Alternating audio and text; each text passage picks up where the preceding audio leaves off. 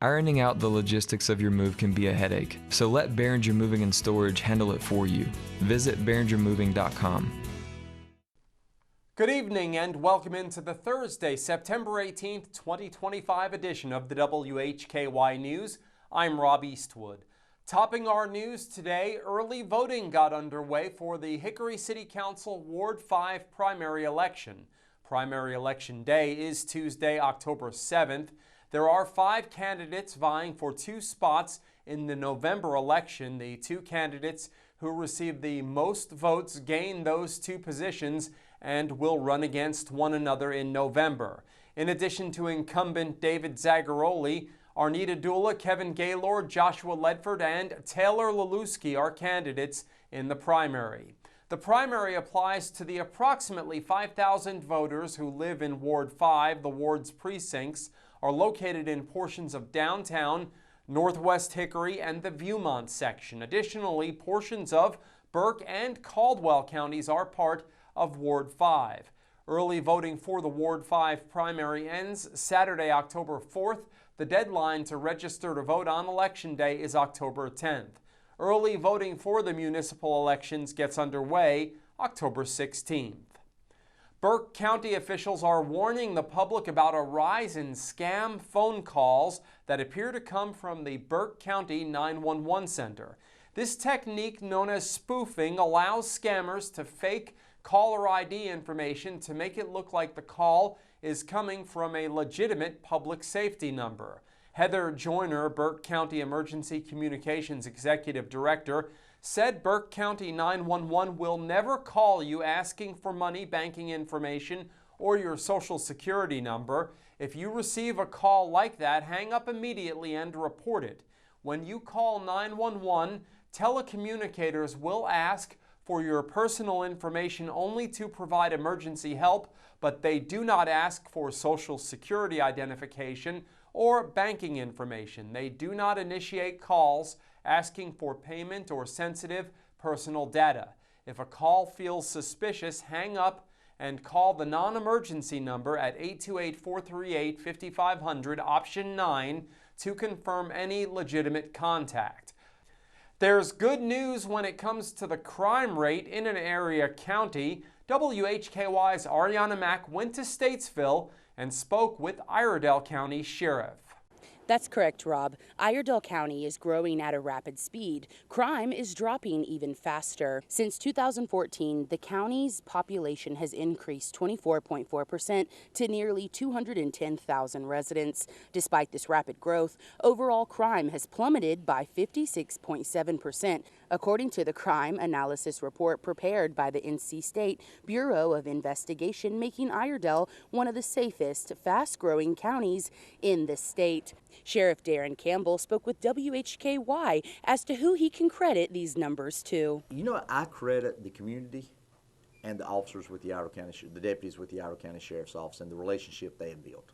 And what do you hope residents take away from these numbers, as in residents are growing, but the crime isn't?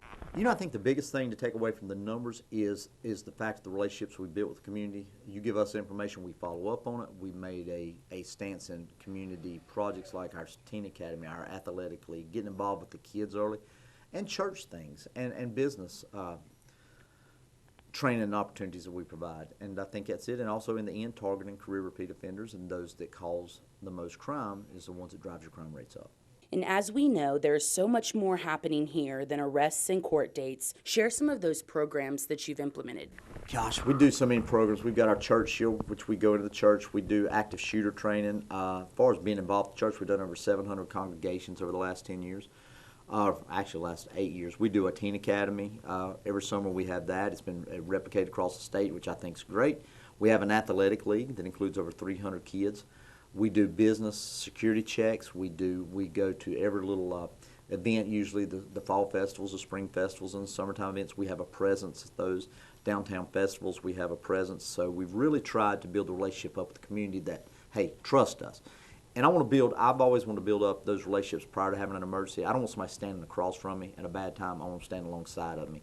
And I think that's what the deputies have done here. The FBI says usually most agencies have 2.8 officers per 1,000 citizens. We are operating with 1 deputy per 1,000 because of the growth. So basically translate that, we've done more with less. You know, presence is the #1 deterrent, but every time it may not be a physical officer. It can be technology, it can be press release, it can be social media, it can be videos. But yeah, it's an unbelievable stat to do this with 1 deputy per 1,000 when the federal government requires almost 2, or asks for almost 2 times that. And a little message from the sheriff to maybe any criminals that are out there trying to mess with this average. What do you have to say to them? I think all they need to do is follow our Facebook page, and they would see we want this to be definitely be a community that will not tolerate crime. It's unprofitable. It's not good for you to be here. Go somewhere else other than Iredell County, and that's one of the stances we're going to stay on. And if you do come and we do arrest you, you'll have an opportunity to be on our social media page.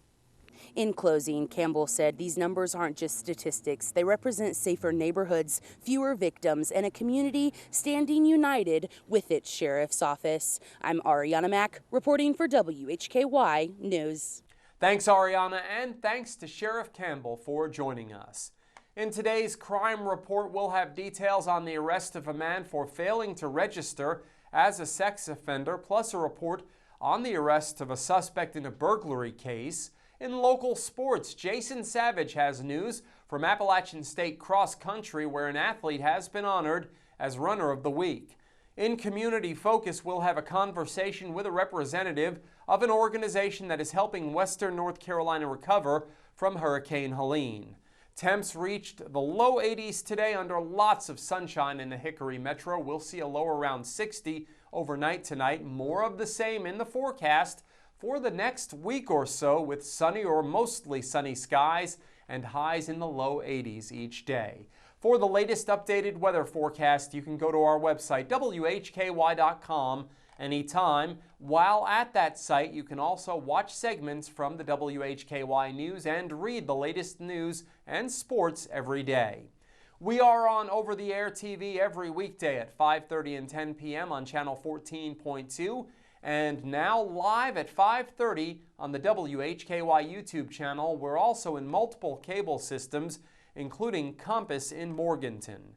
I'm Rob Eastwood, and this is the WHKY News.